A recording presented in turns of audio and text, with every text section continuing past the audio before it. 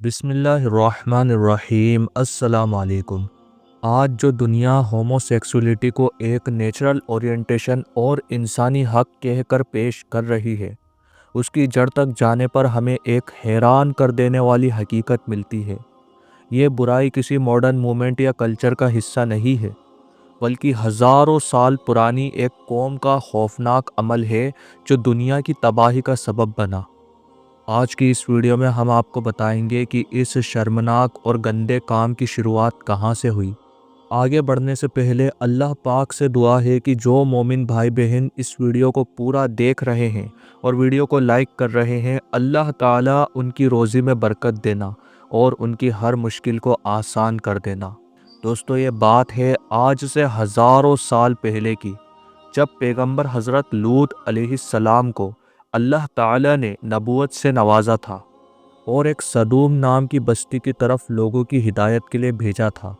हज़रत लूत अलैहिस्सलाम का वाक़या हमें सिर्फ़ एक माजी का किस्सा नहीं, बल्कि आज भी एक ज़िंदा सबक देता है।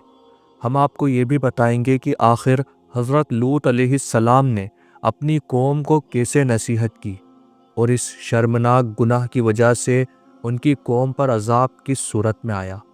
इस राज को जानने के लिए वीडियो को एंड तक ज़रूर देखिए। हज़रत लूत अलैहिस्सलाम का ताल्लुक़ हज़रत इब्राहीम अलैहिस्सलाम के घराने से था। आप हज़रत इब्राहीम अलैहिस्सलाम के भतीजे थे और बचपन से ही अपनी सलीकत और नेकी के लिए मशहूर थे। हज़रत इब्राहीम अलैहिस्सलाम के साथ रहकर लूत अलैहिस्सलाम ने तौहीद का पैगाम सीखा और शिर्क और बुराइयों से नफ़रत करने लगे। जब अल्लाह ताला ने हज़रत इब्राहीम अलैहिस्सलाम को नबूवत अता की, तो लूत अलैहिस्सलाम भी इस रिसालत का एक हिस्सा बन गए और हज़रत इब्राहीम अलैहिस्सलाम के बाद उनके भतीजे हज़रत लूत अलैहिस्सलाम को भी नबी होने का शर्फ हासिल हुआ, यानी कि आप भी अल्लाह के नबियों में शामिल हो गए। अल्लाह ताला ने हज़रत लूत अलैहिस्सलाम को सदूम और अमूरा नाम की बस्तियों में हिदायत देने के लिए भेजा। ये वही सदूम बस्ती है जो आज के जॉर्डन और फ़लस्तीन के इलाके में मौजूद है। ये बस्तियाँ एक समृद्ध इलाके में थी, लेकिन यहाँ के लोगों ने अपनी ऐश परस्ती और बुराइयों के पीछे लगकर अल्लाह की हिदायत से मुंह मोड़ लिया था। सदूम और अमोरा के लोग हर तरह की बुराइयों में मुब्तला थे, लेकिन उनका सबसे बड़ा गुनाह होमोसेक्सुअलिटी था, यानी कि एक मर्द का दूसरे मर्द के साथ आपस में गंदा काम करना। ये वो लोग थे जो दुनिया में सबसे पहले होमोसेक्सुअलिटी का आगाज़ करने वाले बने। कुरान के मुताबिक ये लोग मर्दों के साथ अपनी शहवत को पूरा करते और इस अमल को नॉर्मल समझते थे।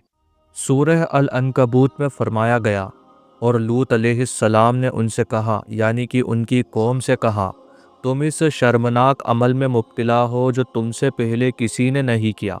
ये लोग सिर्फ अपने अमल तक महदूद नहीं रहे, बल्कि इस बुराई को फैलाने और उसका दिखावा करने लगे। लूत अलैहिस्सलाम ने इन्हें बार बार नसीहत की, लेकिन उन्होंने ना सिर्फ इनकार किया, बल्कि हज़रत लूत अलैहिस्सलाम का मजाक उड़ाया और उन्हें अपने शहर से निकाल देने की धमकी दी। हज़रत लूत अलैहिस्सलाम अपनी कौम को नसीहत करते रहे, अल्लाह ताला के अज़ाब से डराते रहे, लेकिन उनकी कौम ने उनको इनकार किया, उनका मजाक उड़ाया। हज़रत लूत अलैहिस्सलाम अपनी कौम से कहते थे, अल्लाह की इबादत करो और उसके हुक्म की पैरवी करो। मर्दों के साथ ताल्लुकात रखना इंसानी फितरत के ख़िलाफ़ है। अगर तुम बाज ना आए तो अल्लाह का अज़ाब तुम पर नाजिल होगा।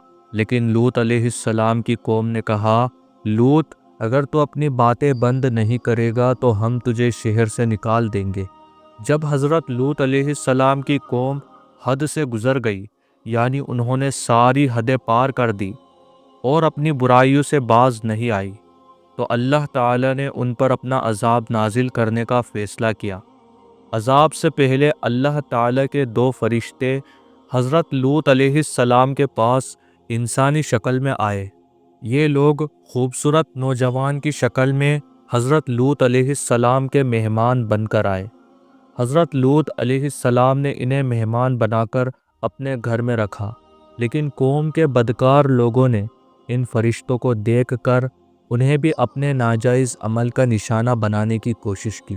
تب فرشتوں نے لوط علیہ السلام کو کہا، آپ اور آپ کے گھر والے اس شہر سے رات کے وقت نکل جائیے، لیکن آپ کی بیوی پیچھے رہ جائے گی، کیونکہ وہ انہی لوگوں میں شامل ہے، یعنی کہ وہ انہی لوگوں میں سے ہے۔